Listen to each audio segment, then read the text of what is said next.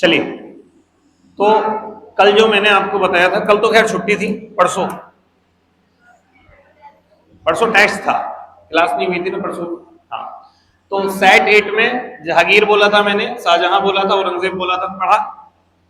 सबीना वज्ञा आंदोलन, असहयोग आंदोलन, गांधी जी के 2 आंदोलन, 1920 का और 1930 का। 4 अधिनियम दिए थे पढ़ने के लिए और संविधान के स्रोत। मैं आपसे लिख के बता रहा हूं, अगर कोई व्यक्ति अपना सिलेबस जीएस का ऐसे कवर नहीं कर पा रहा, तो मैं लिख के दे रहा हूं, दुनिया की कोई तरीका नहीं है कि वो अपना सिलेबस रिवाइज कर ले। कोई तरीका नहीं है इससे शॉर्ट। ठीक है, आप थोड़ा थोड़ा करके नहीं कर पा रहे हो, जल्दबाजी में भाग रहे हो, तो कोई फायदा है नहीं उसका। अगले में क्या है, देखो, दिल्ली सल्तनत आपने पढ़ लिया है, 5 वंश, गुलाम वंश, खिलजी वंश, तुगलक वंश, सैयद वंश, लोधी वंश, और मुगल काल भी आपने पढ़ लिया है, मेन बाबर से लेकर औरंगजेब तक इनकी व्यवस्था। अब ये आपके लिए सबसे टफ टॉपिक पड़ेगा। क्यों? क्योंकि आपको व्यवस्था कहां से पढ़ोगे, जिन्होंने पढ़ रखी है क्लास उनके लिए बढ़िया है। तो इसको क्या है, व्यवस्था का मतलब आप ये समझिएगा कि मेन आपको विभाग पढ़ने हैं, कौन सा विभाग होते थे, और आप जितना पढ़ सकते हो अपने से पढ़ना, नहीं तो मैं क्वेश्चन इसके ज्यादा डलवा दूंगा।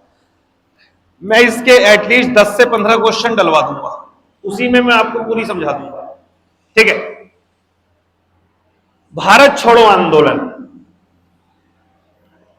ठीक है, कब हुआ? 1942। गांधी जी का क्या, पूरा देश का ही एक बड़ा आंदोलन है, क्विट इंडिया मूवमेंट। तो इसको जो है वो अच्छे से पढ़ लेना।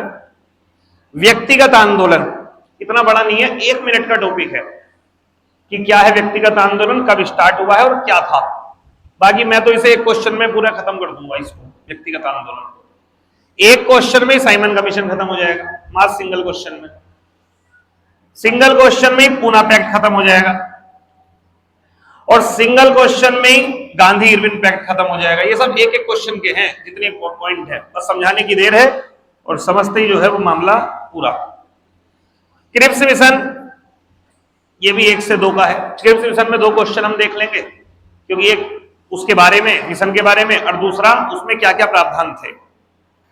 कैबिनेट मिशन, ठीक है, तो ये अच्छा, ये जुड़े हुए हैं। जैसे भारत छोड़ो आंदोलन पढ़ रहे हो तो आपको क्रिप्स मिशन पता होना चाहिए, क्योंकि उसी के कारण से वो शुरू हुआ है। पंचायती राज व्यवस्था, इसको मैं समझा देता हूं, ये पॉलिटी का टॉपिक है और लंबा टॉपिक है। इसमें आप कौन सा भाग पढ़ोगे? संविधान का भाग 9(9)(a). तो ये आपको थोड़ा लेंथी पड़ेगा, और इसके कम से कम 15 क्वेश्चन मैं आपको दूंगा कल की सीट में। लगभग 10-15 इसके, 10-15 इसके, और लगभग 5-7 क्वेश्चन यहां से, और बाकी के क्वेश्चन 1-1, 2-2 वहां से। तो बहुत ज्यादा नहीं है।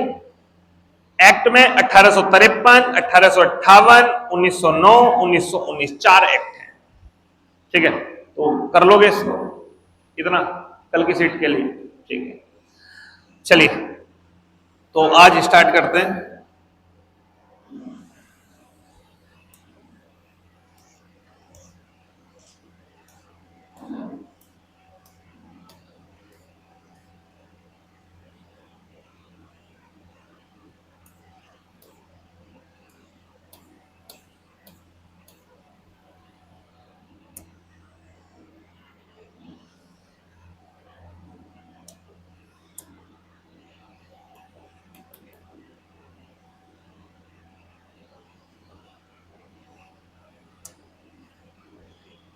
ये है, चलिए शुरुआत करें। क्वेश्चन का लेवल ठीक है, और आगे इसमें यह भी फायदा हो जाता है एक क्वेश्चन में कि आपको कई सारी चीजें पता चल जाती हैं। ठीक है, चलिए शुरुआत करते हैं। पहला है, जहांगीर ने तुजुक-ए-जहांगीरी नामक आत्मकथा लिखी। सही है कि नहीं है? सही है, बिल्कुल सही है। इसे तुजुक-ए-जहांगीरी है, और इसे क्या कहते हैं आपका? इसे ही बोलते हैं जहांगीर नामा। आपने पढ़ा होगा शायद, जहांगीर नामा। अच्छा, एक बात ध्यान रखना, मुगल काल में 2 ही ऐसे शासक हुए हैं जिन्होंने अपनी आत्मकथा लिखी है, और दोनों ही थोड़े बहुत नशे में रहते थे, मदहोश। दोनों ही जो है वो शराब का बड़े पैमाने पर सेवन करते थे। एक का नाम है बाबर, कहते हैं कि इंसान अगर थोड़ा नशे में रहे तो अपनी बातों को लिखना जानता है, अपने को कुछ खोलना जानता है। तो बाबर ने लिखी है बाबरनामा, एक तो ये है जो इसने स्वयं ने लिखी है बाबरनामा, ठीक है। लेकिन इसकी आपसे भाषा पूछ सकता है, किस भाषा में लिखी थी, कौन सी भाषा है? हाँ, फारसी में लिखी है, तुर्की में लिखी है, इसकी भाषा है तुर्की, तुर्की, ठीक है। एक तो ये पूछ लेता, कई बार ये भी पूछ लेता है कि इसको तुर्की से फारसी भाषा में किसने परिवर्तित किया, यानी इसका अनुवाद किसने किया, कोई बताएगा किसने किया है? हाँ, अब्दुल रहीम खाने खाना, ठीक है। हाँ, तो अब्दुल रहीम नाम जो है वो ध्यान रखना, अब्दुल रहीम, ये एक तो ये इंपॉर्टेंट है। बाबर के बाद में अगली जो पुस्तक इंपॉर्टेंट है, बाबर के बाद शासक कौन हुआ बताओ मेरे को? हुमायूं हुआ, ठीक है। हुमायूं की कौन सी है? हुमायूं नामा, हुमायूं नामा। अब ये ध्यान रखना, ये इसने नहीं लिखी है हुमायूं नामा, ये लिखी है इसकी बहन ने, बहन का नाम है गुलबदन बेगम। ये भी मैं शायद आपको बता चुका हूं, या नहीं बताया तो आप याद रखना, गुलबदन बेगम इसकी बहन थी हुमायूं की, यानी बाबर की पुत्री थी। हुमायूं के बाद गद्दी पर बैठा है अकबर, ये पहली हो गया, ये दूसरा हो गया, तीसरा बैठा है अकबर। अकबर की जो अकबर के बारे में लिखा गया है वो लिखा गया है अकबरनामा, जिसे कई बार हम लोग जान लेते हैं आईने अकबरी के नाम से। तेज हो रही है आवाज, ज्यादा तेज है? अभी सही है, अभी सही है। तो इसे हम अकबरनामा को जानते हैं आईने अकबरी के नाम से। हालांकि अकबरनामा में 3 खंड हैं और जो इसका तीसरा खंड है वो आईने अकबरी के नाम से जाना जाता है, ठीक है। अब ये जो आईने अकबरी है या ये अकबरनामा है, इसका राइटर कौन है? कौन है? अबुल फजल।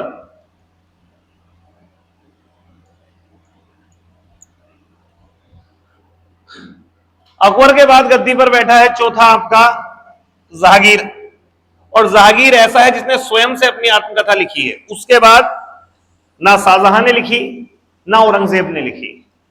औरंगजेब के नाम के आलमगीर नामा वो भी और राइटरों ने लिखी है, ज्यादा पूछता नहीं है, और शाहजहां नामा भी और राइटरों ने लिखी हुई है।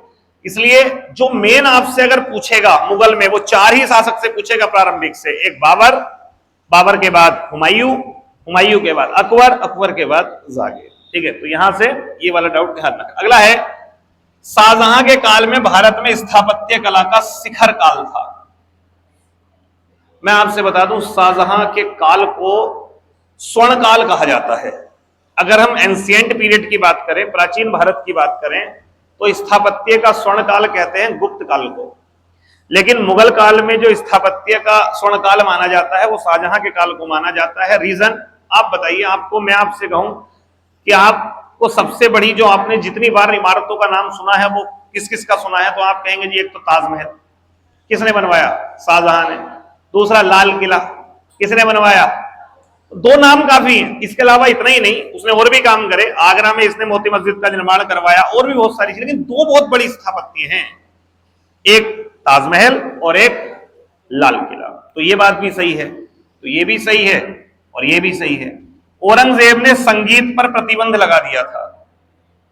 हाँ, औरंगजेब के साथ क्या था? औरंगजेब कट्टर अनुयायी था इस्लाम का, तो जो जो चीज उसे इस्लाम के विरुद्ध लगी उसने उन चीजों पर प्रतिबंध लगाने की कोशिश करी। लेकिन एक बात बताऊं, संगीत पर प्रतिबंध लगाने के बावजूद भी औरंगजेब स्वयं एक वाद्य यंत्र बजाता था। कोई बताएगा क्या बजाता था?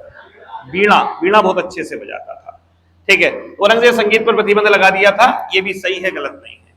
तो इसका आंसर क्या होगा? 1 2, कितनों ने डी लगाया है? डी लगाया, ठीक है। चलिए नेक्स्ट। अच्छा, इसका यार मेरे को लग रहा है ये शायद सेव होगा, ये नहीं होगा, ठीक है। तो कहाँ गया सिद्धू है क्या? आज वैसे नहीं खोला तो ये सेव होना मुश्किल है, तो या तो इसका स्क्रीनशॉट ले लिया जाए। कैसे लिया जाएगा? हाँ, बाहर है क्या सिद्धू है क्या? पूछना एक मिनट, आवाज मानना, बोला देना एक मिनट।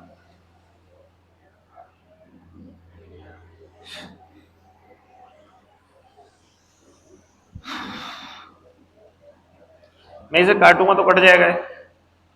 क्या स्क्रीनशॉट लिया जा सकता है? फिर देखना इसको कुछ तो फोटो लिया जा सकता है इसका। हाँ, फिर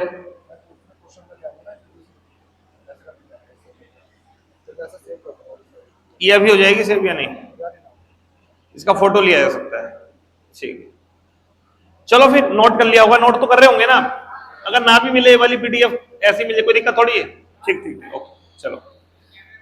हाँ कैमरे में आ गया, ठीक है बस। अगला क्वेश्चन है दूसरा। सिर बना नहीं है कि आज ऐसा हो रहा है भारी से यार। औरंगजेब ने जजिया कर को पुनः लागू किया। जजिया से कुछ क्वेश्चन पूछ रहा हूं, जल्दी बताइएगा। भारत में सबसे पहले जजिया किसने लगाया था? मोहम्मद बिन। भारत के किसी भी क्षेत्र में जजिया को समाप्त करने वाला पहला शासक जैनुल अबादीन, कश्मीर के शासक जैनुल अबादीन। जजिया को ब्राह्मणों पे लगाने वाला शासक एफएसटी फिरोज शाह तुगलक। भारत में जजिया को समाप्त करने वाला शासक अकबर। पुनः अकबर के बाद जजिया लगाने वाला शासक औरंगजेब। पुनः अंततः जजिया को समाप्त करने वाला शासक मोहम्मद शाह रंगीला। 7-8 फैक्ट याद रहेंगे, ठीक है। तो ये बात तो सही है। औरंगजेब ने सिखों के 9वें गुरु तेग बहादुर को मृत्युदंड दिया, ठीक है। देखो जो सिखों के 10 गुरु रहे हैं इनमें से 2 को मृत्युदंड मिला है। एक मिला है 5वें गुरु, बिल्कुल, नाम था अर्जुन देव। अर्जुन देव। और एक है 9वें गुरु, ये है तेग बहादुर। तेग बहादुर। और अर्जुन देव को मृत्युदंड जिस व्यक्ति ने दिया है वो है जहांगीर। और तेग बहादुर के साथ तो औरंगजेब ने दिल्ली में, जहां पर आज शीशगंज गुरुद्वारा है, चांदनी चौक, वहां पे तेग बहादुर जी को बैठा के उनका सिर कटवाया था। और उसी नाम पर वहां पर एक गुरुद्वारा है जहां 24 घंटे लंगर चलता है दिल्ली में, उसका नाम है शीशगंज गुरुद्वारा। तो ये 2 सिख गुरु जो हैं ये मुगलों के द्वारा मृत्युदंड की भेंट चढ़ गए। इसमें एक है गुरु अर्जुन देव और एक है गुरु तेग बहादुर। तो ये बात सही है। दूसरा भी, औरंगजेब ने अपने जीवन यात्रा का विवरण आईने अकबरी ग्रंथ में लिखा है। मतलब वो तो आप कॉमन सेंस लगाइए, आईने अकबरी अकबरनामा का 3रा खंड है, ठीक है। और ये किसके बारे में लिखा हुआ है? अकबर के बारे में लिखा हुआ है। तो ये जो है वो गलत है। तो आंसर क्या होगा इसका? कितनों का सही था? ठीक है। अब तो मुझे लगता है कि तुम्हारे सही आने लगे होंगे ज्यादा, मतलब स्कोर बढ़ रहा होगा धीरे धीरे। अगला क्वेश्चन है, अभी ये कथन वाला ही है, कोई दिक्कत नहीं है। कथन कारण वाले में ज्यादा दिक्कत होती है। जहांगीर ने नूरजहां को जहांगीर का जहां कहा, ठीक है। तो ये कह रहे हैं नूरजहां को जहांगीर का जहां कहा। तो एक्चुअली जहांगीर के जहां का मतलब जो है उसका मतलब है संसार का नूर। बात समझ रहे हैं? तो इसका जो मतलब है इस शब्द का, वो मतलब है संसार के नूर से, नूर जहां। तो इसका आप ये स्टेटमेंट तो सही है, कथन तो सही है, लेकिन मेन जो है वो इसका आपसे वास्तविक नाम पूछ सकता है। वास्तविक नाम कोई बताएगा क्या था? मेहरुनिसा। मेहरुनिशा। और मेहरुनिसा पे बात खत्म नहीं होती। मेहरुनिसा का आपसे माता का नाम भी पूछ लेता है और पिता का नाम भी पूछ लेता है। माता अस्मत बेगम, जिसने गुलाब से इत्र बनाने की खोज की थी। और पिता का नाम गयास बेग। और इन्हीं को एक उपाधि दी गई थी, एतमुद्दौला। एतमुद्दौला, ये याद कर लेना, अहम महत्वपूर्ण है। एतमुद्दौला ये कौन थे? पिता थे। एक्चुअली जहांगीर की बहुत सारी शादी हुई। जहांगीर की एक शादी हुई थी मानबाई से, जो मान सिंह की बहन थी। एक शादी हुई थी जगत गोसाई से, उदयपुर राजा की पुत्री जगत गोसाई, एक उससे हुई थी। और एक विवाह इससे आ गई थी, एक बेवा पसंद आ गई थी अली कुली बेग की। ये एक्चुअली विधवा थी, तो विधवा पसंद आ गई थी इसे, मीना बाजार में देख लिया होगा, उसने इससे विवाह कर लिया था। अगला है नूरजहां का प्रभाव जहांगीर के शासनकाल में बहुत अधिक था। बिल्कुल था। ऐसे मानिए कि लगभग 1611 से लेकर के 1622 तक का जो फेज है उसे कहा जाता है नूरजहां का काल। नूरजहां का काल। और इस समय पर जो शासन संभालता था वो संभालता था जनता दल। जनता दल, किताबों में इसे जनता न लिख करके इसको जुंटा लिखा गया है, जुंटा, जुंटा दल। अब आपसे एग्जाम में क्वेश्चन पूछता है कि नूरजहां के जुंटा दल में कौन कौन शामिल थे या कौन नहीं थे। तो इसमें एक तो इसकी माता अस्मत बेगम, पिता गयास बेग, एक भाई था इसका आसफ खां। आसफ खां। और अभी छोटा था खुर्रम उर्फ शाहजहां। जहांगीर की पहली नहीं, मतलब जो जगत गोसाई थी एक पत्नी, उसका पुत्र था शाहजहां। तो नई नई मां आई थी नूरजहां, शाहजहां को अच्छा लगा था। तो शाहजहां ज्यादातर नूरजहां से लगता था, पावरफुल लेडी थी, बड़े चर्चे थे कि इतनी सुंदर है, तो वो बहुत करीबी रखता था नूरजहां से। ये करीबी तब बढ़ी, तब दूर हुई, तब खत्म हो गई जब नूरजहां ने अपनी, जो नूरजहां था, नूरजहां ने अपनी, इसकी एक पुत्री थी नूरजहां की, तो नूरजहां की एक पुत्री थी, उसकी शादी उसने एक दूसरे राजकुमार से करा दी, यानी शाहजहां के भाई से करा दी। तो अब वो चाहती थी कि गद्दी पर शाहजहां ना बैठे बल्कि उसका दामाद बैठे। हालांकि मैं आपको बता दूं, ये जो खुर्रम था इसका विवाह आसफ खां की पुत्री के साथ हुआ था। आसफ खां की पुत्री का नाम था अर्जुमंद बानो बेगम, अर्थात मुमताज महल। तो इसी की पुत्री थी मुमताज महल, और इसी से विवाह करा दिया था उसने, किसका? शाहजहां का। खैर, ये क्वेश्चन आपसे पूछ सकता है जनता दल में कौन कौन शामिल थे? अस्मत बेगम, गयास बेग, आसफ खां और खुर्रम। पर ध्यान रखना है जहांगीर नहीं था शामिल इसमें। तो इसमें क्या होना चाहिए? दोनों ऑप्शन सही हैं, तो आंसर होगा दोनों सही है। ठीक है, तो थोड़ी बातें ध्यान रखिएगा। क्लियर हो गया? नोट कर लिया?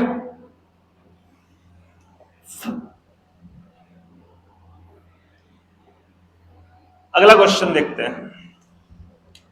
अगला प्रश्न है,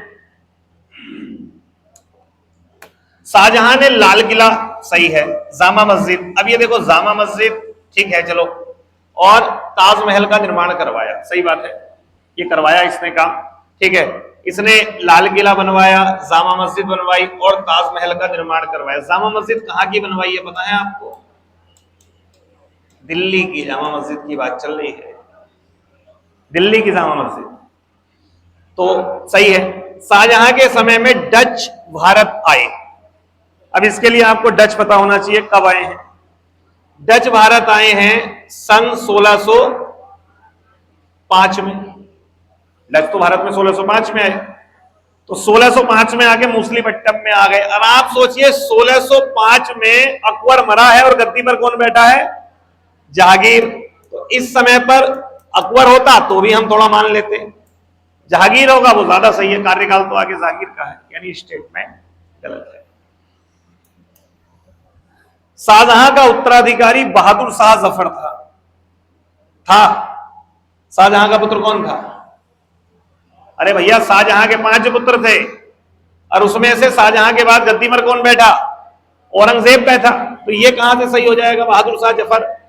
ये 1857 की क्रांति से यहां कैसे आ जाएगा भाई? तो स्टेटमेंट गलत ये भी है। तो क्या कह रहे हो, ऑप्शन ही नहीं बन रहा है? हाँ हाँ तो कोई नहीं, ऑप्शन नहीं बनना तो बना लो, केवल एक सही है। क्या गलत कहां पूछा है? अच्छा क्या कह रहे हो, इसमें ये पूछा होगा गलत कौन सा है, ठीक है। तो अब ये देख लो या तो फिर ये पकड़ लो। हाँ इसमें ये पूछा गया होगा गलत कथन कौन सा है। तो गलत कथन कौन से हो गए? 2 और 3, और सही पूछता तो केवल 1, ठीक है। Next, clear? चलिए अच्छा, अगर आपसे अंग्रेजों के बारे में पूछे, यानी ईस्ट इंडिया कंपनी के बारे में, कि गठन किसके समय हुआ था, गठन के समय भारत का शासक कौन है? तो गठन हुआ है 1599 में, और इस समय भारत का शासक कौन होगा? अकबर। आगमन कब हुआ भारत में? 1608। इस समय कौन होगा? जहांगीर। तो ये दोनों ही क्वेश्चन पूछता है कि ईस्ट इंडिया कंपनी के गठन के समय मुगल शासक कौन था? अकबर। तभी तो जो वहां से लेटर लेके आया था ना, क्या नाम था उसका, विलियम हॉकिंस, तो वो जो लेटर लेके आया था वो अकबर के नाम लेके आया था। लेकिन जब यहां आ गया उसे पता चला कि अकबर तो मर चुका है, गद्दी पर कौन है अभी? जहांगीर है। ठीक है, गला मेरा भारी होता चला जा रहा है, फील हो रहा है? मतलब मुझे लग रहा है कि गिरेगा, और अभी हो रहा है।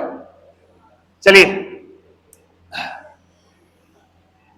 अगला क्वेश्चन देखिए, कथन व कारण करने का तरीका पता है? ठीक है, तो पहला है औरंगजेब ने कई मंदिरों को ध्वस्त करा। औरंगजेब की धार्मिक नीति असहिष्णु थी। अब पढ़ने का तरीका क्या होता है? पहले कारण पढ़ो। औरंगजेब की धार्मिक नीति असहिष्णु थी, यानी सभी धर्मों को वो बराबर नहीं समझता था। जितना महत्व इस्लाम को देता था उतना हिंदू धर्म को नहीं देता था, इसलिए उसने कई मंदिरों को ध्वस्त करा दिया। तो बात तो सही है, तो यहां पर दोनों सही होंगे, और ये इसकी व्याख्या भी करता है। ठीक है, एक मिनट यार,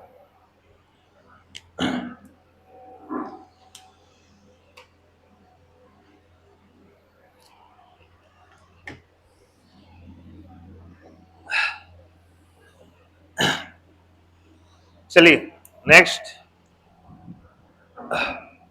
अगला देखिए। अगला क्या कह रहा है? अगला कह रहा है शाहजहां के शासनकाल को मुगल स्थापत्य का स्वर्णकाल कहा जाता है। बिल्कुल, शाहजहां ने ताजमहल, लाल किला और जामा मस्जिद जैसे भव्य स्मारकों को बनाया। तो पहले कारण पढ़ो, शाहजहां ने ताजमहल, लाल किला और जामा मस्जिद बनवाई, इसलिए उसके काल को क्या कहा जाता है? तो दोनों सही है, कथन और कारण सही है, और ये इसकी व्याख्या करता है। ठीक है, नेक्स्ट,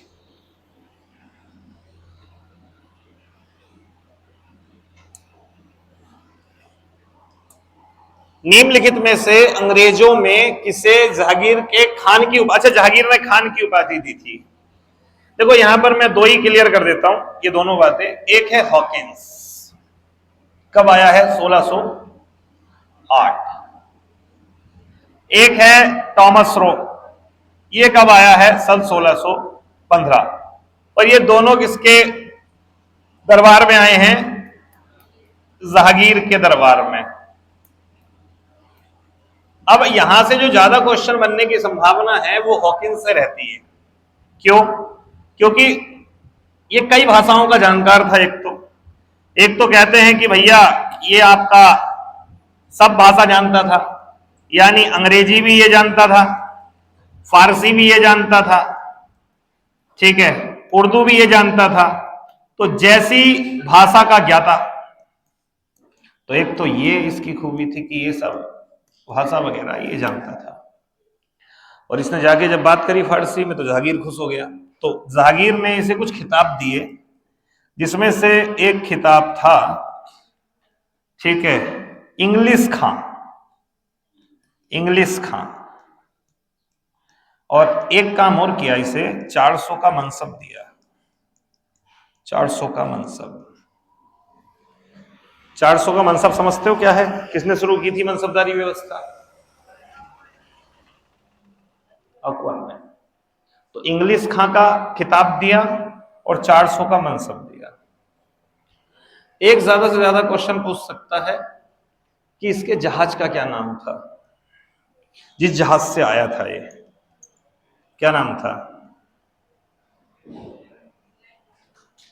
रेड ड्रैगन ही याद आ रहा है तुम्हें? Hector, Hector. अच्छा, क्वेश्चन आपसे पूछूं कि अंग्रेजों ने सबसे ज्यादा यात्राएं किस जहाज से की थी? अंग्रेजों की सबसे ज्यादा यात्राएं किस जहाज से थी? उसका नाम याद रखिएगा, गिलॉब। गिलॉब नामक जहाज से उन्होंने सबसे ज्यादा यात्राएं की थी। हालांकि ऐसा क्वेश्चन ज्यादा पूछेगा तो नहीं, लेकिन ये परेशान करने वाला है, किसी को अगर मजे लेने हैं किसी के तो पूछ लिया उससे, ठीक है। वो सोचेगा यार मुझे पढ़ाया नहीं है टीचर ने। तो ऐसे कभी किसी टीचर का विश्लेषण नहीं होता कि मुझे उसने ये नहीं पढ़ाया, मुझे उसने ये नहीं पढ़ाया। हमेशा ये करिए कि मुझे उसने क्या पढ़ाया और कैसा पढ़ाया, ठीक है। तो ये इतनी बातें जो हैं वो ध्यान रखिएगा, ठीक है। चलिए नेक्स्ट, हो गया। निम्न में से किसे नूरजहां के गुट का सदस्य नहीं था? ये सेम क्वेश्चन रिपीटेड है 8-10 बार, बार बार पूछता है, ठीक है। उत्तराखंड का एग्जाम भी पीछे पिछला वाला पीसीएस था, कौन सा था, उसमें भी क्वेश्चन आया हुआ था। तो इसका आंसर क्या होगा? जहांगीर। निम्न में किस मुगल बादशाह ने सिजदा के ईरानी रिवाज को समाप्त किया था? ठीक है, किसने किया था? औरंगजेब ने? औरंगजेब तो नहीं था जनाब, मैं बताता हूं कौन था। सिजदा एक इसके साथ और मैं जोड़ देता हूं, वो है पाबोस। अच्छा, सिजदा क्या होता था? सुल्तान के सामने झुकना, सिर झुकाना। और पाबोस क्या होता था? दंडवत झुक के लेट के उसके चरणों को चूमना, यही तो होता था। और मैं कहूं इसकी शुरुआत किसने करी थी, तो आप कहेंगे जी इसकी शुरुआत करने वाला था बलबन, ठीक है।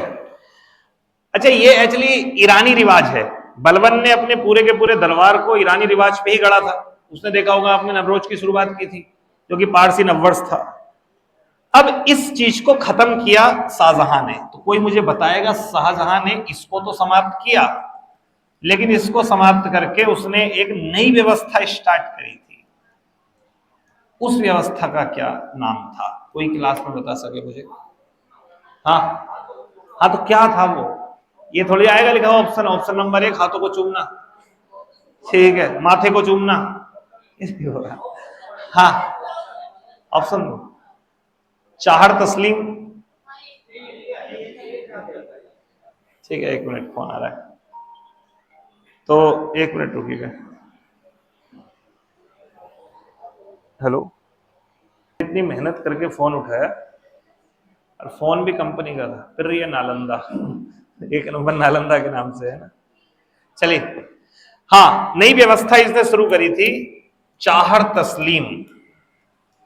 तो इसमें क्या होता था ये व्यवस्था, और आज भी ये आपको कुछ परिवारों में दिखाई देगी, मुस्लिम परिवारों में। तो चाहर तस्लीम में क्या होता था कि कोई व्यक्ति आएगा तो वो सुल्तान के पास आएगा, सुल्तान के दोनों हाथों को लेगा, यहां लगाएगा, यहां लगाएगा, चूमेगा, ठीक है। तो ये होता था चाहर तस्लीम, यानी सुल्तान के हाथों को चूमना, सुल्तान के हाथों को चूमना, ठीक है। याद रखोगे, चाहर तस्लीम, क्लियर। और ये सिजदा और पाबोस की समाप्ति किसने करी, ये भी याद रखिएगा, ठीक है। चलिए नेक्स्ट, हो गया?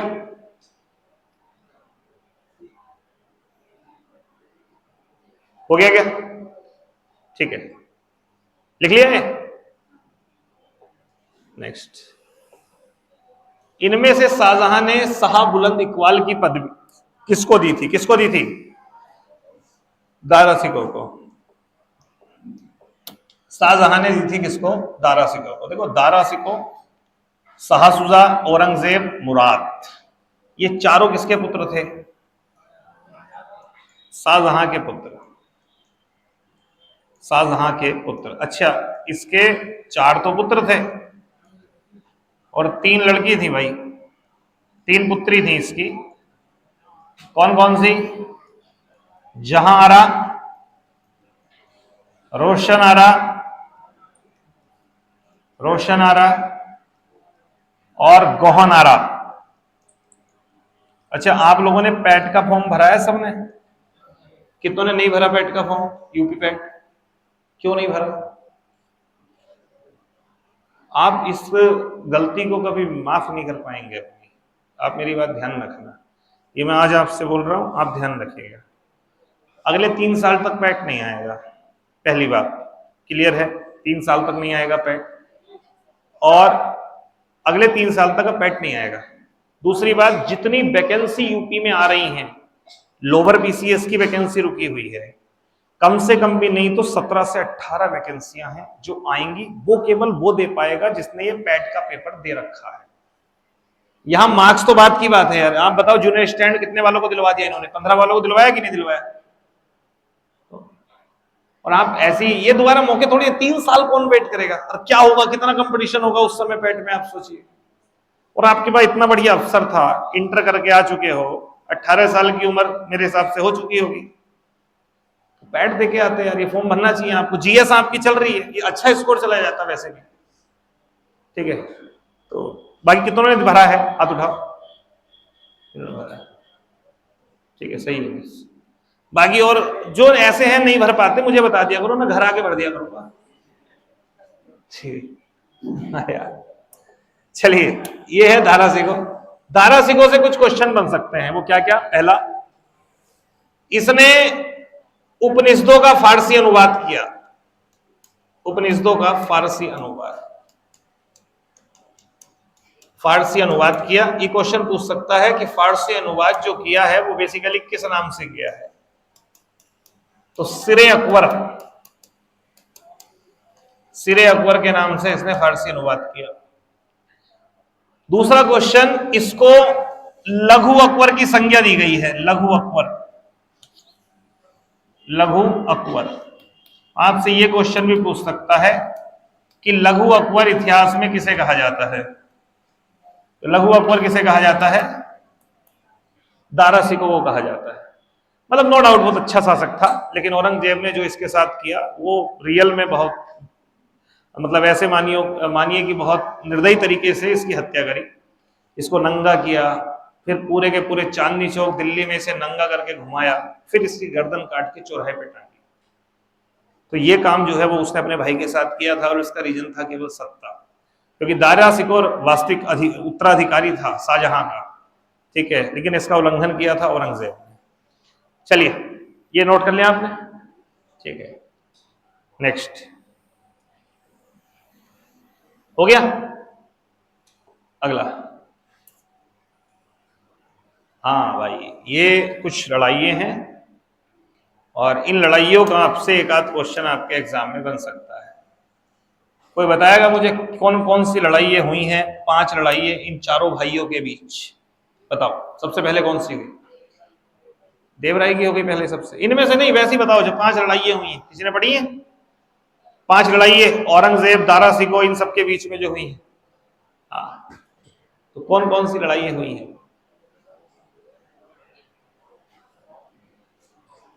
नहीं, भूल गए? हाँ, चलिए देखो, ये ध्यान रखना, शाहजहां के 4 पुत्र, शाहजहां के 4 पुत्र कौन कौन है? मुराद है, शाहसुजा है, एक औरंगजेब है, और एक दारा सिको है। ठीक है, ये हो गया। अब इसमें चारों दिशाओं में बैठे हुए हैं। अगर भारत की मैं बात करूं तो यहां पर कौन कौन बैठे हुए हैं इसको थोड़ा देख लो। तो यहां पर बैठे हुआ है इस जगह पर शाहजहां और उसका पुत्र दारा सिको। गुजरात में बैठा हुआ है मुराद। दक्षिण भारत में बैठा हुआ है औरंगजेब। और यहां बंगाल में बैठा हुआ है आपका शाहसुजा। और बात कब की है? बात है सन 1658 की, 1658। क्या होता है समझिए। आगरा में बैठा हुआ है दारा और साथ में यहीं पर बैठा हुआ है शाहजहां। अचानक अफवाह फैली कि दारा सिको ने सत्ता के लिए शाहजहां को मार दिया, अपने बाप को मार दिया। मरा नहीं है, अफवाह फैल गई। जब अफवाह फैली तो यहां से शाहजहां निकला, ये शाहसुजा निकला अधिकार करने के लिए आगरा पे। तो ऐसे में क्या किया, दारा सिको ने यहाँ की शाही सेना को भेजा और इसे जो है वो पराजित कर दिया बनारस के पास। यानी सबसे पहली घटना जो इसमें हुई वो कौन सी हुई? ये वाली घटना हुई 1658। तो इसको हरा दिया, कोई बात नहीं, इसको तो हरा दिया। अब क्या हुआ? नीचे से आए कौन? औरंगजेब और मुराद। अच्छा, औरंगजेब तेज था। औरंगजेब ने क्या किया, दोनों ने आपस में बातें कर ली। औरंगजेब ने मुराद को ये लालच दिया कि एक काम करते हैं, हम दोनों एक हो जाते हैं और बाद में पूरा साम्राज्य जीत के आधा आधा बांट लेंगे। उसने कहा ठीक है, पागल तो था ही। तो दोनों मिलके एक हो गए और ऊपर की ओर बढ़े। अब दारा सिको क्या करे?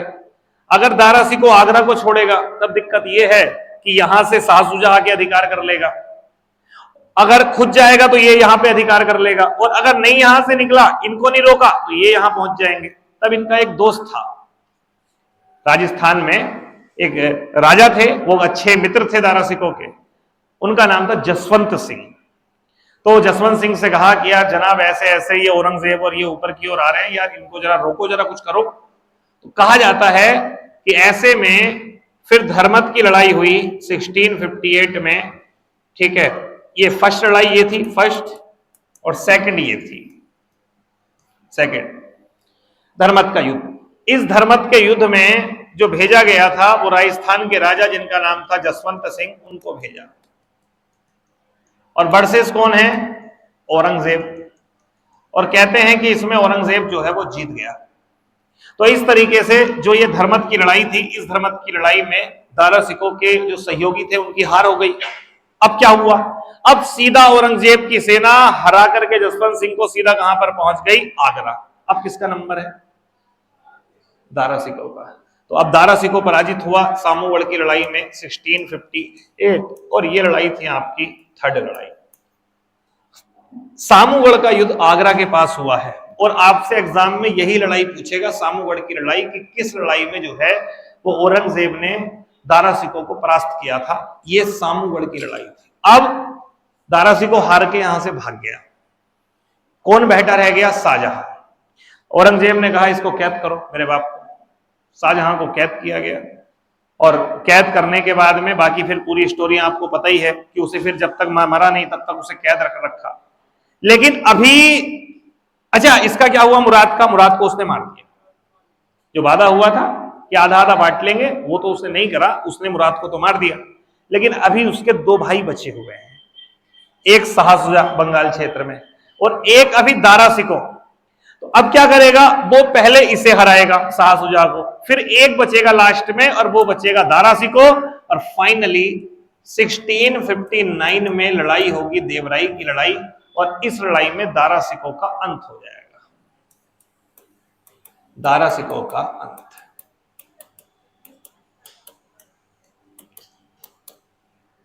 इस तरीके से सत्ता औरंगजेब को मिल जाएगी। तो कुल मिलाकर के ये 5 लड़ाइयां जो है वो हुई हैं। अब इसको जो है वो ऑप्शन वाइज हम लगाते हैं। क्या बन रहा है मामला? ये फोर्थ गया, हाँ, लास्ट वाला, पहले दूसरा, फिर चौथा, फिर तीसरा, फिर पहला। आंसर होगा, ठीक है, क्लियर। चलिए नेक्स्ट। बस इसमें जो आप लिख लेना ना, एक तो इसको लिख लेना, ये आप ऐसे लिख लेना, दो लड़ाइयां हुई हैं औरंगजेब वर्सेस दारा शिकोह, इसमें दो लड़ाइयां हुई हैं। एक हुई है 1658 में जिसका नाम है सामूगढ़। सामूगढ़ क्यों, पहले धर्मत भी लिखो ना, धर्मत में इसकी साइड से तो नेतृत्व कराया जसवंत सिंह ने, और फिर 1658 में हुई है सामूगढ़, और फिर फाइनली 1659 में हुई है देवराई। ये तीन लड़ाइयां याद रख लेना जो कि दारा सिकोह के लिए की गई हैं। हालांकि इस लड़ाई में जो नेतृत्व किया था दारा सिकोह की साइड से, वो दारा सिकोह ने नहीं करा था, राजस्थान के एक रियासत के राजा जसवंत सिंह ने किया था। ठीक है, तो ये धर्मत, सामूगढ़ और देवराई क्लियर है। ठीक है, चलिए नेक्स्ट, नोट कर लिया क्या, कर लिया, ठीक है। एतमुद्दौला का मकबरा आगरा में किसने बनवाया था, कौन बनवाएगा, उसकी बेटी बनवाएगी। क्या नाम था एतमुद्दौला की बेटी का, ठीक है, नूर। एक बात ध्यान रखें, मकबरा कहां पर है, आगरा में। पहली बार अगर किसी मकबरे में आपको सफेद पत्थर का प्रयोग हुआ दिखता है, बाद में ताजमहल बना, लेकिन पहले सफेद पत्थर का प्रयोग और बेहतरीन कारीगरी आपको दिखाई दे रही है उसमें, कारीगरी, तो वो दिखाई देती है एतमुद्दौला के मकबरे में। किस शासक के शासनकाल में उपनिषदों का फारसी भाषा में अनुवादित किया गया, किसमें किया गया, हाँ इसमें पूछा हुआ है शासन काल में उपनिषदों का फारसी भाषा में अनुवाद किया गया, तो किसके समय हुआ, शाहजहां के। और किसने किया, इसके पुत्र ने, पुत्र का नाम दारा सिकोह ने किया है ना, मैंने लिखवाया नहीं दारा सिकोह। तो दारा सिकोह अपने पिता के शासनकाल में तो काम करेगा। ठीक है, नेक्स्ट, अब आते हैं जी असहयोग आंदोलन। ठीक है, इस आंदोलन पे थोड़ी सी मैं बात करूंगा, कल मैंने अपनी बातें रोक दी थी यहीं पर, और यहीं से अब थोड़ी सी बातें आगे बढ़ाता हूं। असहयोग आंदोलन कांग्रेस का आंदोलन था और स्टार्ट हुआ 1920 में। रीजन ये था 13 अप्रैल 1919 को जलियांवाला हत्याकांड हुआ था। अमृतसर के जलियांवाला बाग में जनरल डायर द्वारा निर्दोष लोगों पे गोली चला दी गई, जो केवल और केवल बैसाखी के मेले में गए थे और थोड़ी बहुत आपस में चर्चा कर रहे थे, क्योंकि कुछ उनके अधिकारियों को, उनके नेताओं को कैद करके जेल में डाला हुआ था। क्यों डाल रखा था जेल में, थोड़ा सा और पहले चलते हैं। 1917 में सिडनी रॉलेट की अध्यक्षता में एक कमीशन बनाया ब्रिटिश सरकार ने, जिसका नाम था रॉलेट कमीशन, और इसको यह दायित्व दिया, ये न्यायाधीश थे मिस्टर रॉलेट। ये काम यहां नहीं हुआ, ये ब्रिटेन में हुआ है। तो वहां पर एक आयोग बनाया रॉलेट, और उससे ये कहा कि भाई जगह जगह हमारे उपनिवेशों में, खास करके भारत में, क्रांतिकारी गतिविधियां बढ़ रही हैं, इसको कैसे रोका जाए। तो रॉलेट ने सिफारिश करके बोला कि एक कानून लेके आ जाओ, और उसको पारित कर दिया गया 1919 में। तो जब मार्च 1919 में उसको पारित कर दिया गया और पता चला लोगों को यहां पर कि भैया रॉलेट एक्ट एक काला कानून है, जिसमें ना ही हम कोई वकील कर पाएंगे, ना कोई दलील दे पाएंगे, ना कोई अपील कर पाएंगे, तब ऐसे में लोगों ने इसका विरोध किया और गांधी जी ने भी किया। विरोध के चरण में पंजाब के दो नेता सत्यपाल और सैफुद्दीन, इन लोगों को गिरफ्तार कर लिया गया, और ये कांग्रेस के अच्छे खासे नेता थे, लोगों में बहुत प्रेम था इनके लिए। तो कहते हैं कि जब इनको गिरफ्तार कर लिया गया तो लोगों ने कहा भैया दोनों को छुटवाओ। तो बैसाखी के दिन लोगों ने आपस में वार्ता करी, मेले के दिन, और ये बात जनरल डायर को पता चल गई, वो वहां पहुंच गया, उसने गोली चलवा दी। इसका एक रीजन व्यक्तिगत रंजिश भी थी। कुछ समय पहले विद्रोहियों ने जनरल डायर के परिवार पे हमला कर दिया था, शायद उसके कारण से उसने ऐसा करा, गोलियां चलवाई, कई लोग मारे गए। और अब ब्रिटिश सरकार जनरल डायर को दोषी मारने के लिए तैयार नहीं थी, ना उनको कोई सजा दी जा रही थी, ना कुछ हो रहा था। और ऐसे में फिर क्या हुआ, फिर एक कमेटी भी बनी, कमेटी ने जांच भी करी। ठीक है, कोई बताएगा मुझे जलियांवाला बाग, जो जलियांवाला बाग नरसंहार हुआ था, तो उसकी जांच के लिए कौन सी कमेटी बनी थी, हंटर कमेटी। जो सरकारी कमेटी थी वो हंटर कमेटी थी। वाली एक कमेटी आपकी कांग्रेस ने भी बनाई थी, लेकिन मेन गवर्नमेंट जो सरकारी बनी थी कमेटी वो हंटर कमेटी थी, तो वो सजा नहीं दी गई उसको। तो यहां पर फिर कांग्रेस ने निर्णय लिया कि हम एक आंदोलन शुरू करेंगे जिसका नाम था असहयोग आंदोलन।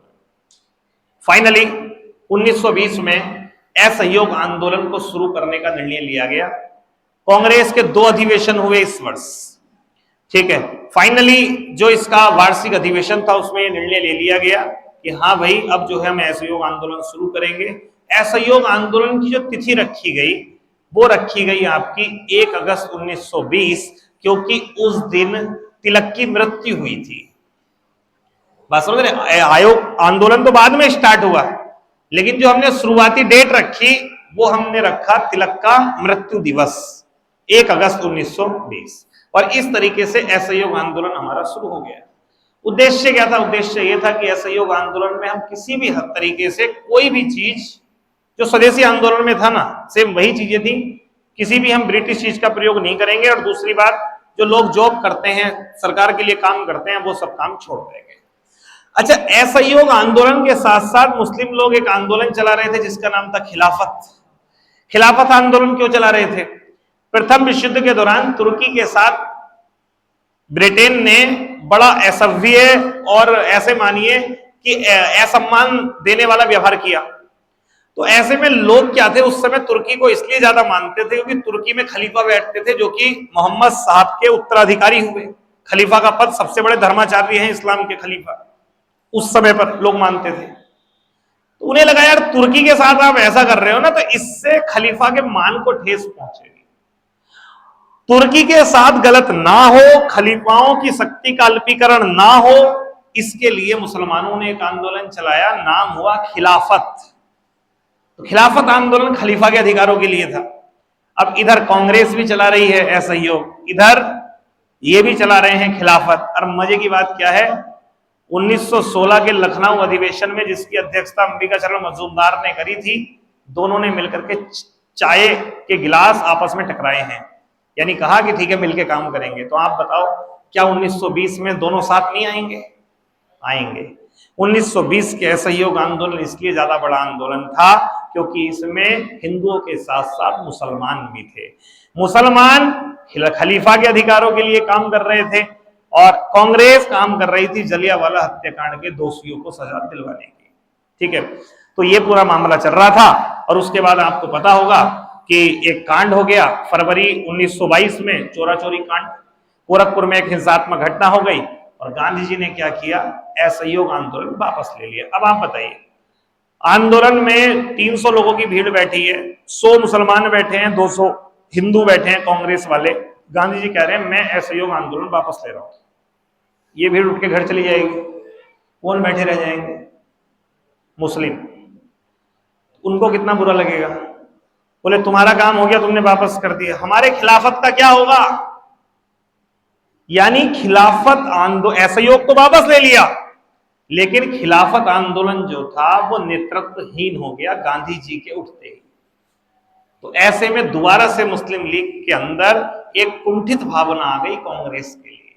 बोले ये तो अपन अपना सोचते हैं, इनकी बात नहीं बनी तो ये उठ गए। और ये नफरत अब इतनी खतरनाक हुई कि 1940 में इसने एक अलग मुल्क रखवाने की बात कर दी, यानी पार्टीशन की बात कर दी। ठीक है, तो ये कुछ यहां पर हुआ। बात करते हैं यहाँ के कुछ टॉपिकों पे। असहयोग आंदोलन की शुरुआत गांधी जी ने 1920 में की थी। ठीक है, चलिए नेतृत्व गांधी जी ने ही किया है 1920 में। यहां पर 1 अगस्त इसकी डेट लिख लेगा, 1 अगस्त 1920। इसमें एक फंड बनाया गया था, पता है, तिलक फंड। लोगों ने तिलक फंड को बहुत पैसा दिया कि आंदोलन चलाने के लिए पैसे की जरूरत तो थी। इस आंदोलन के तहत विदेशी वस्त्रों और उपाधियों का बहिष्कार किया गया, बिल्कुल किया गया। जबरदस्त तरीके से अपने उपाधि जितनी थी वो लोगों ने वापस कर दी। आप देखिए रविन्द्रनाथ टैगोर, ठीक है, उन्होंने नाइटहुड की उपाधि वापस कर दी, और कई लोगों को कई उपाधियां दी गई थी उन्होंने वापस कर दी। और यहां तक कि कई लोगों ने पद छोड़ दिए, जो बड़े बड़े पद थे उनको उन्होंने छोड़ दिया। तो ये भी सही है। आंदोलन का समर्थन मुसलमानों द्वारा खिलाफत आंदोलन के माध्यम से किया जा रहा था। सही है, यानी आंसर क्या होगा, 1, 2, 3। अगर आपसे पूछे असहयोग आंदोलन समाप्त कैसे हुआ, तो किस कारण से हुआ था? समाप्त का कारण क्या था? समाप्त हुआ इसका कारण था चोरा चोरी कांड। चोरा चोरी कांड आपको पता है, एग्जाम आप लोगों का पास में आ रहा है, चाहे एसएससी वाले हों, चाहे उत्तराखंड का लेखपाल पटवारी का भी पास में आ रहा है। इस समय बच्चा क्या हुआ पड़ा है ना, दिशाहीन हो गया। जैसे एक दो बच्चे मुझसे मिले कि सर हमें बता दो ये टॉपिक, इन्हें हम खुद से पढ़ लेंगे या ये कर लेंगे वो कर लेंगे। कैसे पढ़ लोगे? आज तक पढ़ा नहीं होगा।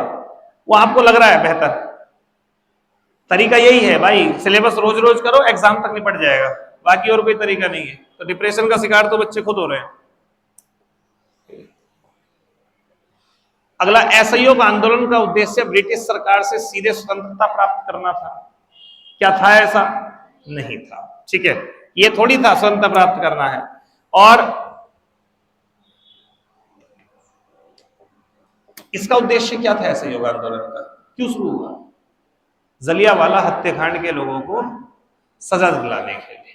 तो स्वतंत्रता नहीं था ऐसे कि सीधे स्वतंत्रता प्राप्त करनी है, ये नहीं था। तो इसका आंसर जो है ये वाला तो गलत है। गांधी जी ने इस आंदोलन को चोरा चोरी की हिंसक घटना के बाद वापस ले लिया था। तो सही है, यानी आंसर क्या होगा इसका? हाँ, यानी केवल कथन 2 सही है। ठीक है, नेक्स्ट। चोरा चोरी कांड कब हुआ था? ठीक है, हाँ, 4 फरवरी 1922। असहयोग आंदोलन में सरकारी स्कूलों, कॉलेजों और न्यायालय का बहिष्कार किया गया। बिल्कुल, टीचरों ने जॉब छोड़ दी थी, वकीलों ने वकालत छोड़ दी थी, तो ये सब काम हुआ। इस आंदोलन में उद्योगपतियों और जमींदारों ने सक्रिय भूमिका निभाई थी। क्या किया होगा? क्या जमींदार खिलाफ हो गए होंगे? नहीं, ये तो हो ही नहीं सकते, ये कभी नहीं हो सकते। किसी भी आंदोलन में आपको उद्योगपति और जमींदार कभी सरकार के खिलाफ खड़े होते दिखाई नहीं देगा। क्या आपको लगता है कि सरकार कुछ भी कर दे और आपको लगता है कि अंबानी जी जो है या अडानी जो है वो धरने पे बैठ जाएंगे? नहीं बैठ। उन्हें पता है कि सरकार के साथ मिलके चलेंगे तो ही है, जिस दिन नजरों में आए उस दिन हम खत्म। ऐसी जमींदार है। जमींदारी कहां रहेगा? हमेशा किसान का रोल। अच्छा, हो भी नहीं सकता। आप सोचिए, आंदोलन कौन कर रहा है? आम व्यक्ति। उस समय आम व्यक्ति क्या काम करते थे? किसानी। तो जहां किसान होगा उसके साथ जमींदार कैसे आ जाएगा? जमींदार और किसान का तो 36 का आंकड़ा है ना। क्यों? एक शोषण करने वाला है, एक का शोषण होता है, और ये दोनों एक साथ कैसे बैठ जाएंगे? ठीक है, तो इसलिए ये स्टेटमेंट गलत है। आंसर क्या होगा? केवल पहला सही है। ठीक है, अब है सविनय अवज्ञा आंदोलन। ये कहानी थोड़ी सी लंबी है, 5 मिनट लगेंगे, इसको थोड़ा सही से सुनना। 1919 में एक एक्ट आया है, मैंने कल आपको पढ़ने के लिए दिया था। 1919 का एक एक्ट आया था।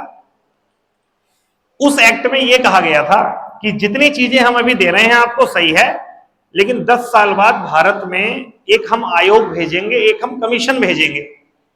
वो कमीशन भारत में जाएगा, सब प्रांतों में जाएगा, हर प्रांत में जाके हर पार्टी से बात करेगा और पूछेगा भैया क्या व्यवस्था चाहते हो तुम, मतलब क्या क्या तुम्हें चाहिए, क्या क्या होना चाहिए, मुस्लिमों को क्या चाहिए, ठीक है, दलित वर्गों के लोगों को क्या चाहिए, वो सब बात पूछेगा।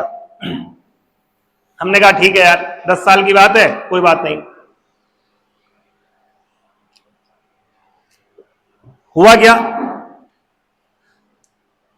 कायदे में तो 1929 में यह आयोग भारत में आना था, लेकिन 10 साल बाद 1929 हुए, लेकिन वहां पर आ रहे थे सरकार के चुनाव, तो सरकार को लगता था कि शायद सरकार बदल जाएगी, तो उन्होंने चुनाव से 2 साल पहले ही वहां एक कमीशन बना दिया जिसके अध्यक्ष थे मिस्टर साइमन।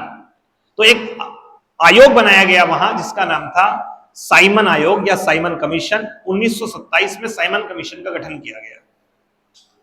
साइमन कमीशन का गठन कर दिया, लगभग इसमें 7 लोग थे, और इस साइमन कमीशन को वहां पर गठित करके भेज दिया भारत की, जाओ भैया बात करके आओ हर एक से।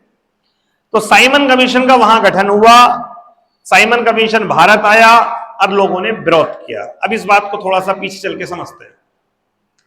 जब साइमन कमीशन का गठन हुआ तो हमारा यह कहना था कि भाई तुम हमारे बारे में तो सोचोगे, आप इस कमीशन में 2-3 वो रख दो, आप इंडियन रख दो। साइमन कमीशन में एक भी इंडियन नहीं था, सब गोरे थे, सब अंग्रेज थे। तो यहां के लोगों ने कहा कि एक ऐसा आयोग बना है यार, सब इसमें अंग्रेज है, हमारे क्या वो हमारी बातें समझ पाएंगे? तो हम लोगों ने कहा कि हम इसको नहीं मानेंगे, हम इसका विरोध करेंगे। तो कहते हैं कि उस समय पर जो सचिव थे, भारत सचिव, उनका नाम था वर्केन हेड। उनको पता चला जी ये तो साइमन कमीशन का विरोध कर रहे हैं, हो सकता है वो लोग यहाँ ये पिट के जाएं यहां से। तो वर्केन हेड ने कहा विरोध कर कौन रहा है? बोले जी कांग्रेस कर रही है। तो बोले उनसे ये बोलो कि उनकी औकात है कोई दस्तावेज तैयार करने की, वो कुछ कर पाए, ऐसा है उनके बस की? बोले है तो लाओ करके दिखाएं हमें। वर्केन हेड ने चुनौती दे दी कांग्रेस को। बोले तुम्हारी अगर औकात है, भारत के लिए तुम कुछ संवैधानिक दस्तावेज तैयार कर सकते हो तो हम भी माने। कांग्रेस ने ले लिया सीरियस और कांग्रेस ने एक समिति बनाई मोतीलाल नेहरू की अध्यक्षता में।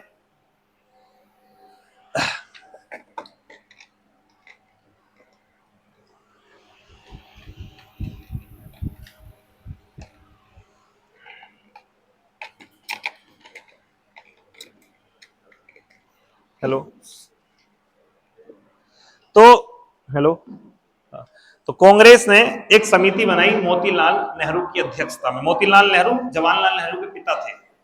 तो मोतीलाल नेहरू की अध्यक्षता में एक कमेटी बनाई और कहा मोतीलाल जी चुनौती का मामला है, वर्केन हेड ने हमसे कहा है कि हम ऐसा कर सकते हैं, तो आप एक भारत के लिए दस्तावेज बनाओ कि भारत में क्या संविधान होना चाहिए, किस तरीके का शासन, किस तरीके की व्यवस्था होनी चाहिए। मोतीलाल नेहरू की इस समिति ने पूरी एक रिपोर्ट तैयार करी और इस रिपोर्ट को कांग्रेस में पेश किया। इतिहास में इसे नेहरू रिपोर्ट कहा जाता है। तो नेहरू रिपोर्ट क्यों बनानी पड़ी, इसका रीजन समझ गए, साइमन कमीशन से रिलेटेड है, कोई बात नहीं। कांग्रेस ने तय कर दिया हम साइमन कमीशन का विरोध करेंगे। साइमन कमीशन, वो जहाज से आए उस समय पर कलकत्ता आए, कलकत्ता में लोगों ने नारे, खूब नारे दिए, साइमन कमीशन गो बैक, ये वो दुनिया भर के। साइमन कमीशन दिल्ली आया, वहां भी नारे, जहां देखो वहां नारे ही नारे, साइमन कमीशन गो बैक। कई जगह पिटने से बच गए। अब इनका नंबर था पंजाब जाने का। पंजाब में इन्हें भी समझ में आ रहा था कि यहां तो बच गए, वहां पिट सकते हैं, तो ये पहुंच गए। तो वहां पर कहते हैं लाला लाजपत राय जैसे लोग थे, उन लोगों ने विरोध किया साइमन कमीशन का, और कहते हैं ये जो विरोध कर रहे थे ये कुछ ज्यादा ही आक्रामक हो गए। और उस समय जो सिक्योरिटी का दायित्व था वो था सैंडर्स के पास, सैंडर्स। तो कहते हैं सैंडर्स ने ऑर्डर दे दिया जितनी पब्लिक है भाई इन पे लठ बजाओ सकता है, आक्रामक रूप से। कहते हैं कि लाठियां शुरू करी, और जब पुलिस को ऑर्डर मिलता है ना, फिर उन पर कुछ नहीं है, फिर तो जिम्मेदारी उसकी है, अपन तो लाठियां मारेंगे भाई, घरवाली का गुस्सा पूरा इन पे उतारेंगे। कौन पूछ रहा है कितना ही मारो, फिर तो ऑर्डर जिसने दिया है, एसपी ने दिया है, ठीक है मारो। जम के मारा। लाला लाजपत राय के सिर पे इतनी लाठियां मारी, इतनी लाठियां मारी कि वो रक्त से लहूलुहान हो गए।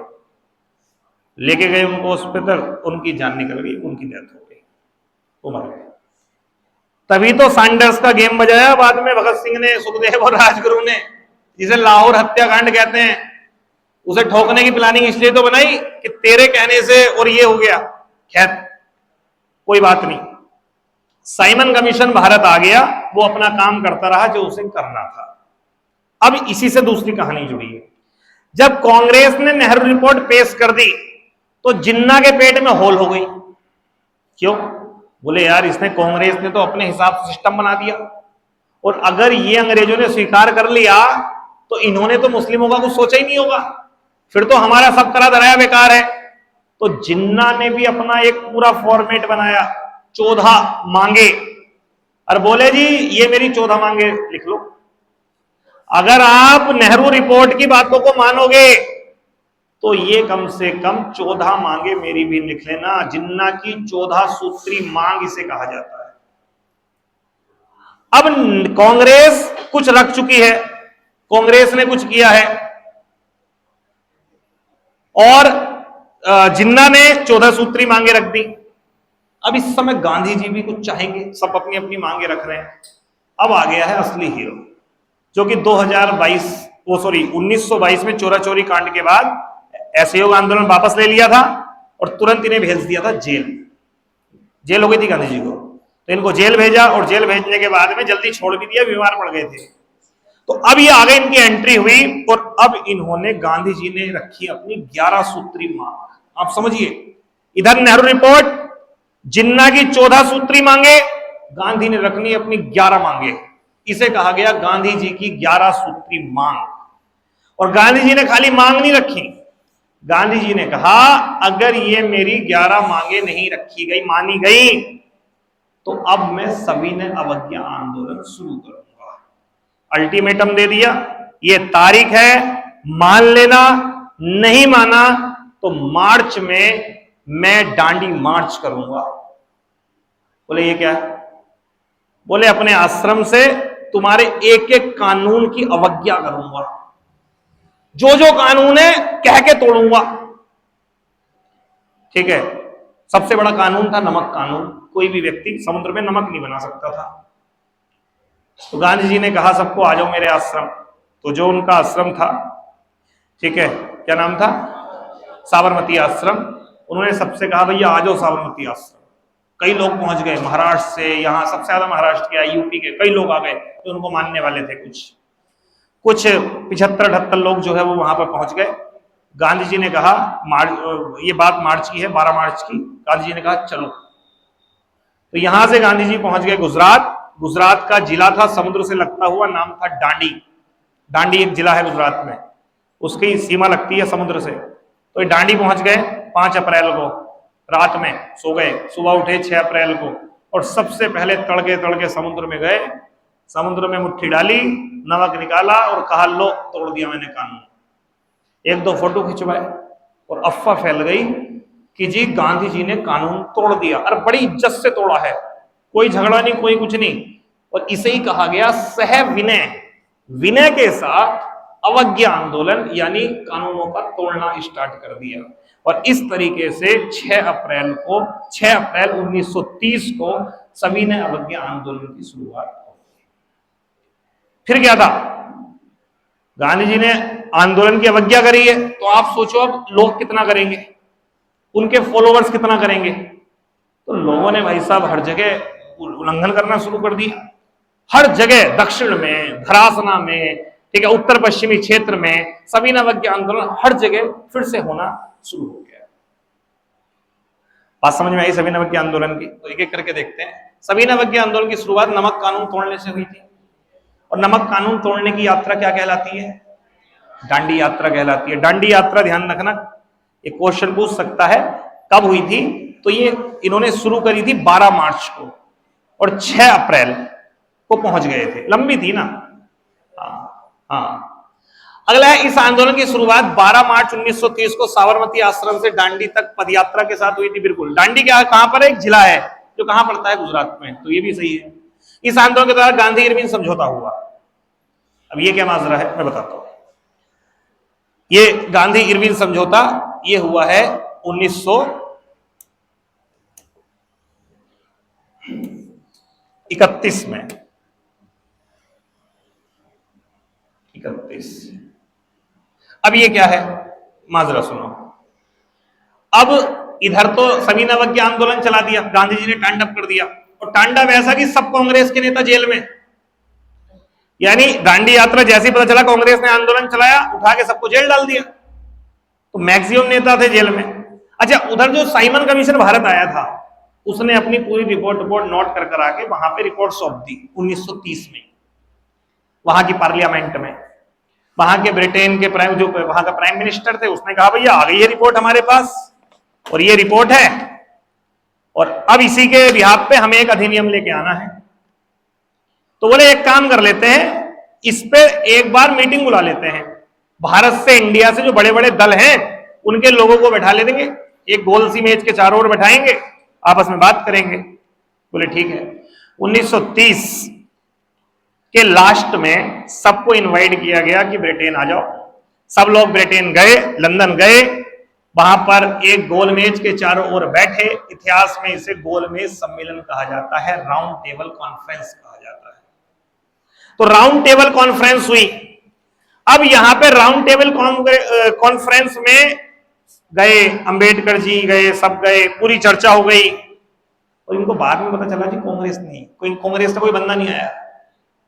बोले यार सबसे बड़ी पार्टी का एक बंदा नहीं आया इंग्लैंड में, तो ये कैसे हो जाएगा, इसको तो मानने ही बेकार है। तो बोले नहीं भाई क्यों नहीं आया? बोले जी वो गांधी जी थे, उन्होंने 1930 में सविनय अवज्ञा आंदोलन चलाया था अभी कुछ महीने पहले, तो मैक्सिमम नेता जेल में है। बोले छोड़ो उनको यार, भेजो, ये काम भी निपटाना है। तब उस समय जो भारत का वायसराय था उसका नाम था इरविन।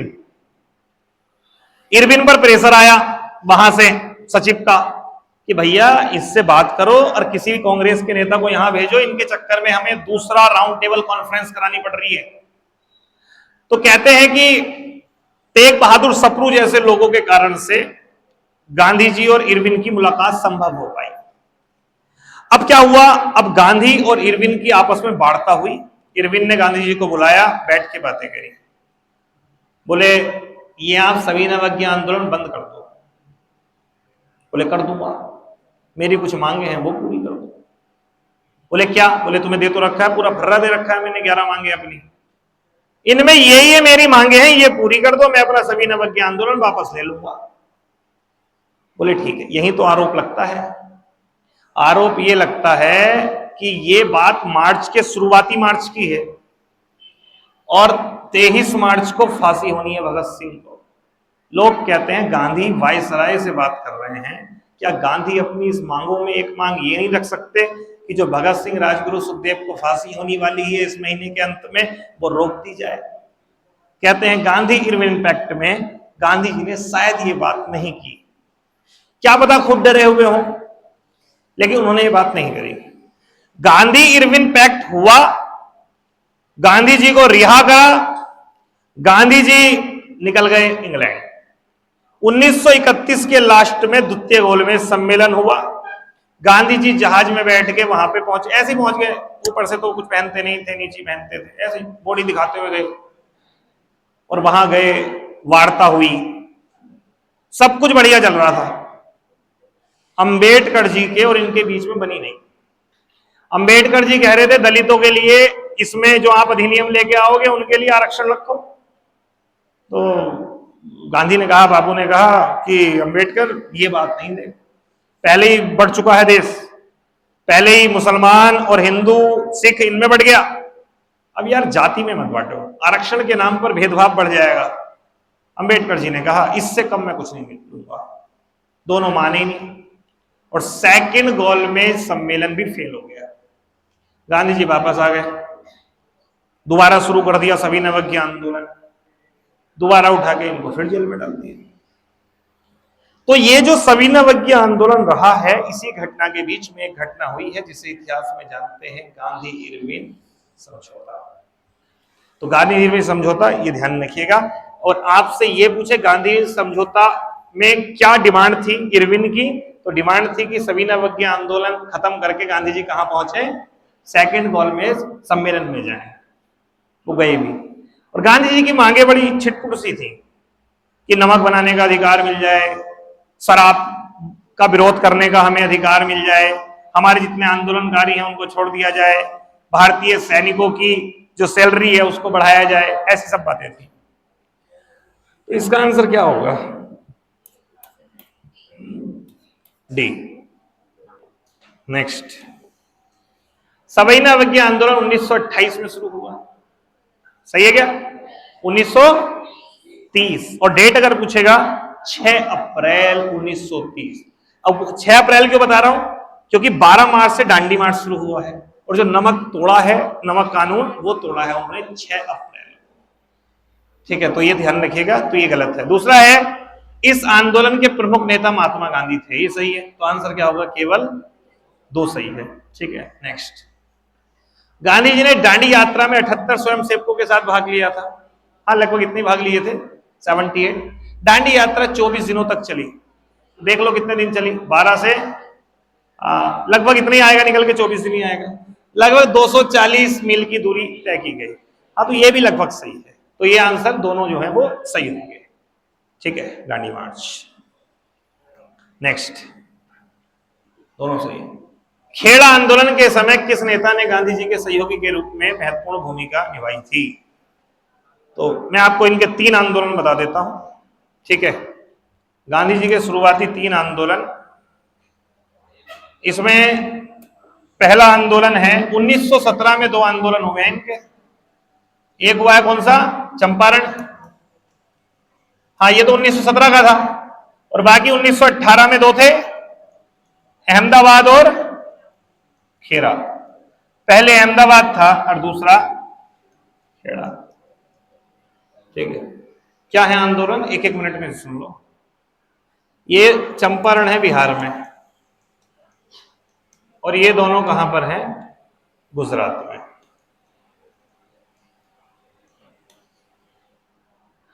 चंपारण जिले में एक सबसे बड़ी समस्या थी जिसका नाम था तिनकठिया। इसी से समझ जाओ, तिनकठिया से मामला, तिनकठिया एक परंपरा थी, और तिनकठिया का मतलब होता है 3/20। एक पहले से चंपारण में सिस्टम ये चलता था कि कुछ व्यापारी किसानों से एक समझौता करते थे, तिनकठिया का समझौता। इसका नियम ये था कि जो ये समझौता करेगा वो अपनी जमीन के 3/20 भाग पर, यानी 20 बीघा में से 3 बीघा पर, 20 एकड़ में से 3 एकड़ पर, ऐसे मान लो, उसमें वो नील की खेती करेगा। नील की खेती करेगा और उस कॉन्ट्रैक्ट के द्वारा उसका नील ये व्यापारी खरीदेंगे। अब नील की खेती करने के कुछ दुष्परिणाम हैं, और वो ये है कि जब आप भूमि में नील की खेती करते हो तो भूमि उसके बाद 2-3 साल के लिए बंजर हो जाती है, वो कोई फसल नहीं दे पाती है। किसान तब भी खुश थे कि चलो नील की खेती करते हैं, हमारा नील तो कम से कम बिक जाता है। बट लेकिन फर्स्ट वर्ल्ड वॉर के दौरान इंटरनेशनल ट्रेड ब्लॉक हो चुकी थी, व्यापार हो नहीं पा रहा था। ब्रिटेन में जो नील की मांग थी वो वहीं के पास से पूरी कर ली जा रही थी, जर्मनी से ले ली जा रही थी, या और कहीं से जहां भी बाजार थे वहां से चीजें खुल चुकी थी, तो वहां पर ये चीजें हो रही थी। भारत की नील खरीदी नहीं जा रही थी, तो यहां के किसानों ने कहा अब हम नील नहीं उगाएंगे। तो जो व्यापारी थे उनका कहना था नहीं, जब भी ट्रेड शुरू होगा हमें नील चाहिए, तुम ये कॉन्ट्रैक्ट नहीं तोड़ सकते हो, अगर तोड़ोगे हमारी भरपाई करोगे तुम। किसान कह रहे थे यार कैसी बातें कर रहे हो, ना नील खरीद रहे हो और ना हमें उगाने के लिए मना कर रहे हो, और बड़े परेशान हो गई है। और ऐसे में चंपारण के एक नेता थे राजकुमार शुक्ल, उन्होंने बताया, वो वहीं के कांग्रेस के नेता थे, उन्हें बताया कि यार ऐसी ऐसी समस्या है। राजकुमार शुक्ल ने कहा यार इस परेशानी का निपटारा एक बंदा कर सकता है, वो साउथ अफ्रीका से आया है, नाम है गांधी, 1915 में आया है, बड़े चर्चे सुने हैं। साउथ अफ्रीका में नटाल इंडियन कांग्रेस, ऐसी कई संस्था उन्होंने बनाई, बहुत काम किया। बोले 1916 के लखनऊ अधिवेशन में वो बंदा आ रहा है पार्टिसिपेट करने के लिए, लखनऊ 1916 में आ रहा है, बोले मैं उससे जाके बात करूंगा। राजकुमार शुक्ल ने गांधी जी से कहा कि सर आपसे एक बात करनी है। बोले क्या? बोले परेशानी है, थोड़ा ढंग से सुन लो। गांधी जी ने कहा सुनाओ। पूरी कहानी उन्होंने बताई। गांधी जी ने कहा ठीक है तुम चलो और मैं चंपारण आता हूं। 1917 में अपने सहयोगियों के साथ, जिसमें कई सारे लोग थे, उन सहयोगियों के साथ ये जो है वो वहां पर पहुंचे। ठीक है, तो अपने सहयोगियों के साथ वहां पर ये नरहरि पारिक थे, महादेव देसाई थे, और कई सारे लोग थे, ये चंपारण पहुंचे, और वहां चंपारण पहुंच करके इन्होंने वहां पर आंदोलन किया। और कहते हैं इन्होंने वहां आंदोलन किया, ठीक है, थोड़ा सा समय लगा, और वहां पर ब्रिटिश जो लोग थे वो सब वो झुक गए। ब्रिटिश सरकार ने इनका मामला किसानों का रफा दफा कराया, और जो वो कॉन्ट्रैक्ट थे वो खारिज किए गए, और तिनकठिया पद्धति वहां पर तिनकठिया पद्धति वहां पर समाप्त कर दी गई। पहली सफलता है ये। सेल बहुत गड़बड़ कर रहे हैं यार।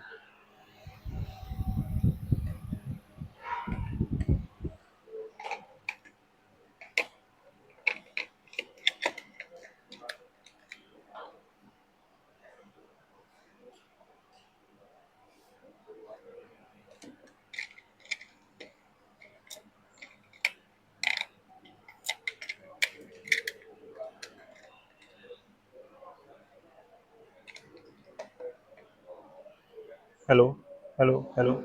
तो पहली,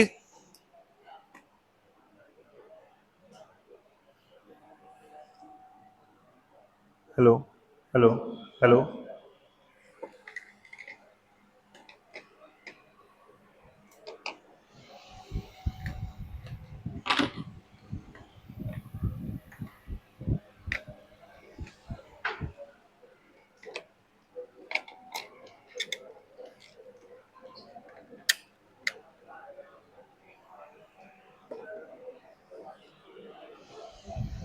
हेलो हेलो हेलो।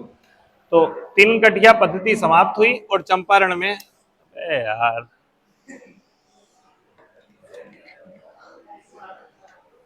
मेरा गला खराब हो जाएगा। मैं 1 मिनट भी बोलूंगा ना अगर बिना माइक के, तो 5 दिन की छुट्टी होगी तुम्हारी। ठीक है, गला खराब हो जाएगा। क्या कारण? जल्दी क्यों बताओ?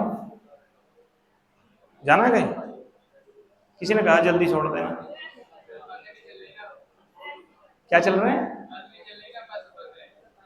बस बंद है? चलो मुझे कोई आपत्ति क्या है, इसे करा दूंगा मैं, तुम टेंशन मत लो। कितने मिनट बचे हैं? 16 मिनट बचे हैं, 50 पे पहुंचा दूंगा। मॉडर्न हिस्ट्री है, थोड़ा सा रुक के चलना पड़ रहा है आगे। ऐसा भी फायदा नहीं ना कि आया टिक मार के लो भैया ये आंसर सरदार वल्लभ भाई पटेल, चलो।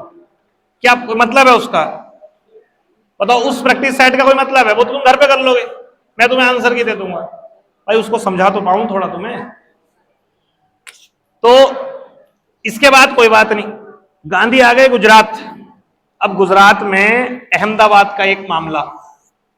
गुजरात के अहमदाबाद, ये वहीं रहते थे, इनका साबरमती आश्रम भी वहीं था। यहां पर एक जो है वो सूती वस्त्र का कारखाना था।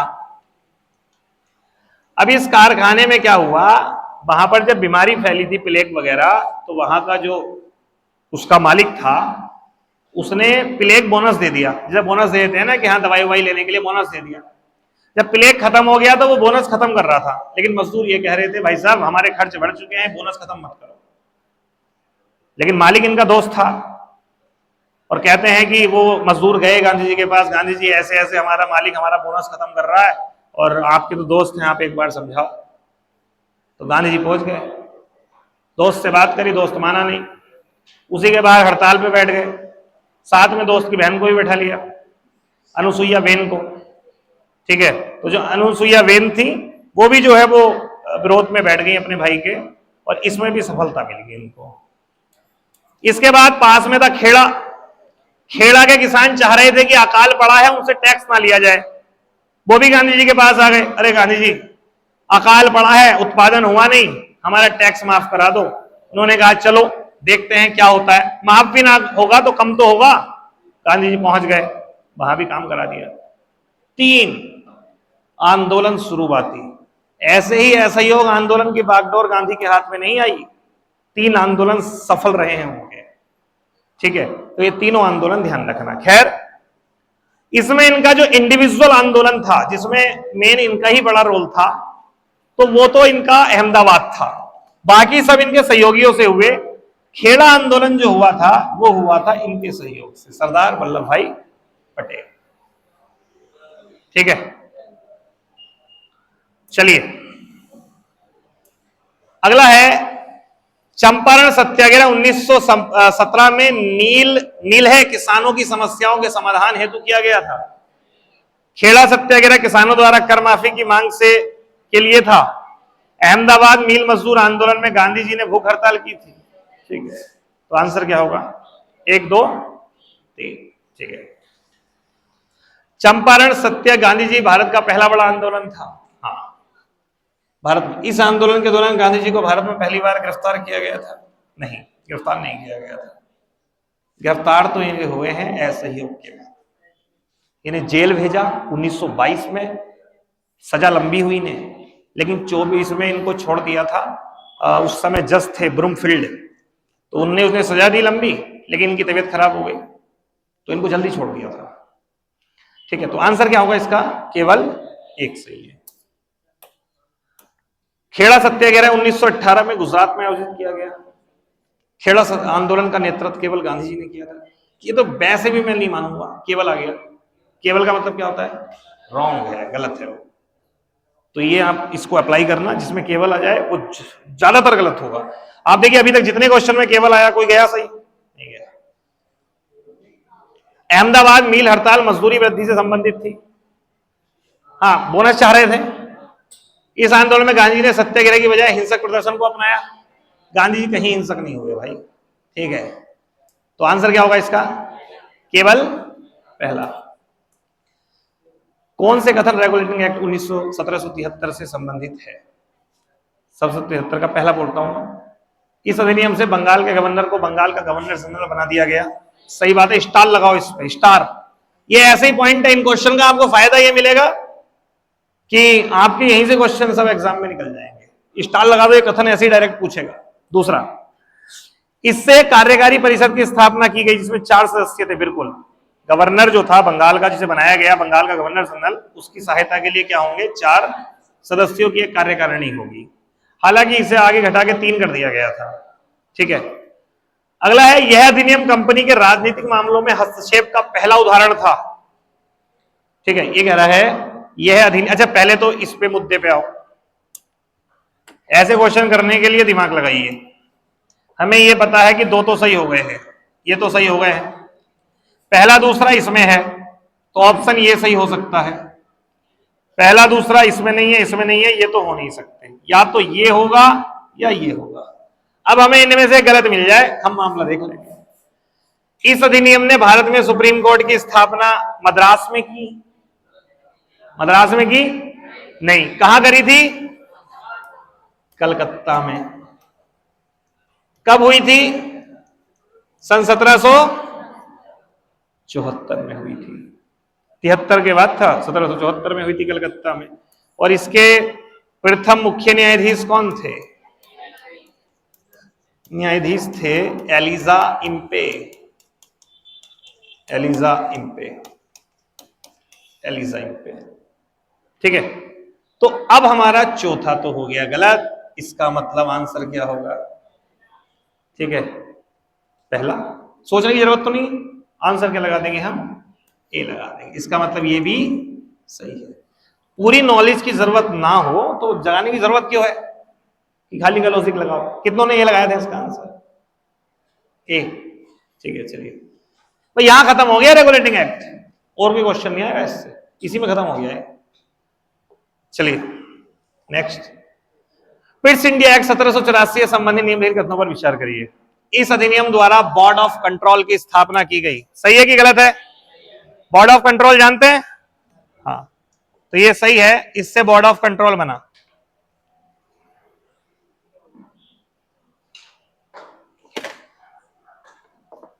हेलो, इससे क्या बना है? बोर्ड ऑफ कंट्रोल की स्थापना हुई। सही है, पहला सही है। इसका मतलब आंसर ये तो नहीं होगा। कंपनी के प्रशासनिक और व्यापारिक कार्यों को अलग कर दिया गया। हाँ, किया गया, सही है। भारत में ब्रिटिश सरकार का सीधा नियंत्रण बढ़ा। अबे यार, मैं दिमाग खराब हो गया मेरा, माइक इतना गड़ा। सिद्धू कहाँ गया यार? वो सुबह थक जाता हुआ यार।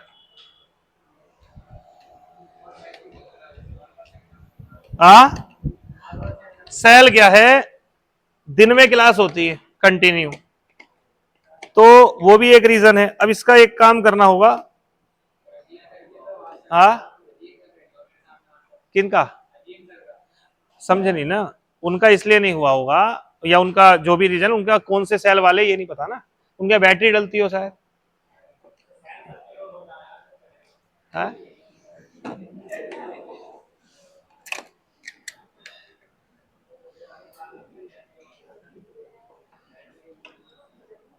Hello hello hello hello hello hello hello, ये मुझे लग रहा है यार चलना भारी पड़ेगा, अभी बंद मुझे लग रहा है फिर हो जाएगा। खैर चलिए, हेलो,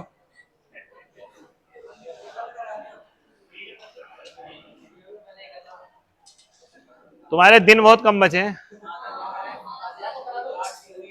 दिन कितने बचे हैं? बहुत है। 1 मिनट रुको फिर। ये